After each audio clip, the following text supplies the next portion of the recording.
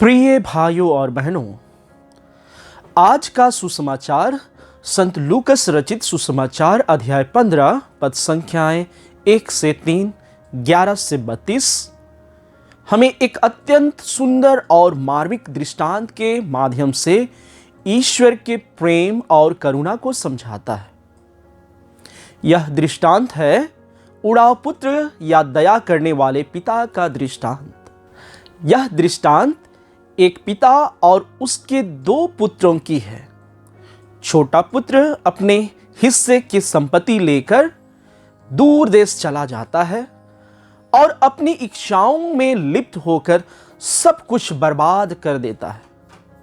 जब उसकी स्थिति अत्यंत दयनीय हो जाती है, तब वह पश्चाताप करता है और अपने पिता के पास लौटने का निश्चय करता है।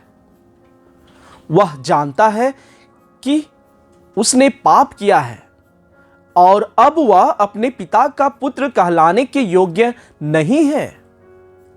फिर भी वह लौटता है। यहां पिता का व्यवहार हमारे परम पिता परमेश्वर की ओर संकेत करता है। जब पुत्र लौट रहा होता है, पिता उसे दूर से देख लेता है और करुणा से भरकर उसकी ओर दौड़ता है। पिता उससे गले लगाता है और उसका स्वागत करता है जैसे कि उसने कभी पाप ही ना किया हो। यह दया और प्रेम की चरम अभिव्यक्ति है। यह हमें यह सिखाता है कि चाहे हम कितने भी पापी क्यों ना हो, परमेश्वर हमेशा हमारी प्रतीक्षा कर रहे हैं और हमें अपना प्यार देने को तैयार हैं। दूसरे पुत्र का क्रोधित होना भी समझने योग्य है। वह हमेशा अपने पिता के साथ था और अपने कर्तव्यों का पालन करता रहा, लेकिन उसकी नाराजगी दिखाती है कि वह अपने पिता के प्रेम को केवल कर्मों और कर्तव्यों के आधार पर देख रहा था, ना कि प्रेम और करुणा की दृष्टि से। परमेश्वर का प्रेम अनमोल है और उसे कर्मों से अर्जित नहीं किया जा सकता। यह प्रेम सभी के लिए समान है, चाहे वह खोए हुए पुत्र की तरह पाप में गिरा हो या घर में रहने वाले पुत्र की तरह धर्मी हो। भाइयों एवं बहनों, यह दृष्टांत हमें अपने जीवन का आत्मनिरीक्षण करने के लिए आमंत्रित करता है। क्या हम कभी उस छोटे पुत्र की तरह ईश्वर से दूर हो जाते हैं और अपनी इच्छाओं में खो जाते हैं?